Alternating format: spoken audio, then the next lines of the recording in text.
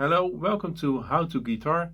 In this lesson I will tell you how to read a chord diagram. I will discuss 3 common notations and a bonus notation. Let's start with the first diagram. The diagram is a schematic drawing of the guitar neck, but it's orientated as if I'm facing the guitar like this, or for the video like this. This is the common way to draw the chord diagram. The strings are represented by the vertical lines and the frets are represented by the horizontal lines.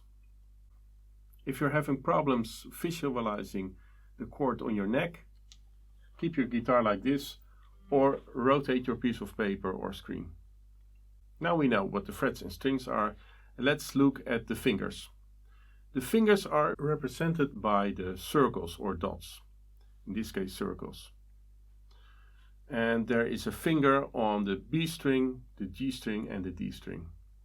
In this version of the diagram there are numbers in the circles. 1 is for the index finger, 2 for the middle finger, 3 for the ring finger and 4 for the pinky or little finger. So in this A minor chord I have to place my index finger on the B string in the first fret and my middle finger on the D string in the second fret and my ring finger in the second fret of the G string, like this. It has some more information in the diagram.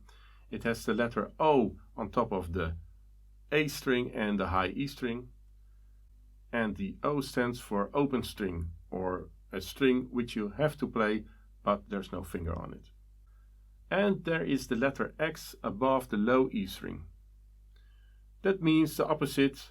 You don't want to hear that string in this chord. The best way to accomplish that is to mute the low E string with the thumb, like this.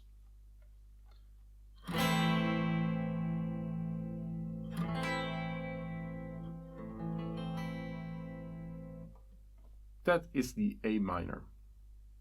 Let's look at the next diagram. In this case, the numbers are not drawn in the circles, but they are on top of the diagram. So you can see it has exactly the same information as the previous diagram, but it's just notated a little different. It has the 1 on top of the B string, which means index finger, the 2 on top of the D string, which means middle finger, and the 3 on top of the G string, which means ring finger. So the same chord. Let's look at the third diagram. There are no numbers in this diagram, so that means you have to come up with the finger placement yourself. Here are 2 guidelines to figure out how to play this chord. Guideline number 1: if there is only 1 finger needed, start with the index finger. If you need a second finger, use the middle finger, and if you need a third and fourth finger, use the ring finger and little finger. Here's the second guideline, which applies if you have 2 fingers in the same fret. Remember, only in the same fret.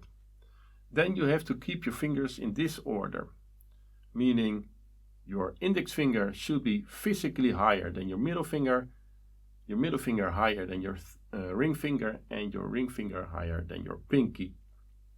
In the case of A minor, there are 3 fingers needed, so I'll use my index finger, middle finger, ring finger, and let's place the fingers in the order of guideline number 2.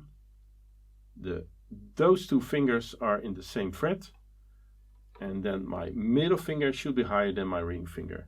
So never like this, always like this. And here's the bonus notation. It's not a diagram or drawing, it has just the frets. Be careful, the numbers here mean frets, not fingers. So there's an X for the low E string, an O for the open A string, a 2 for the D string, a 2 again for the G string, and a 1 for the B string, and an O for the open high E string. This last version is not commonly used. I tend to use it a lot because it's quicker and easier on a computer. If you thought this video was useful, please like and subscribe and leave a comment.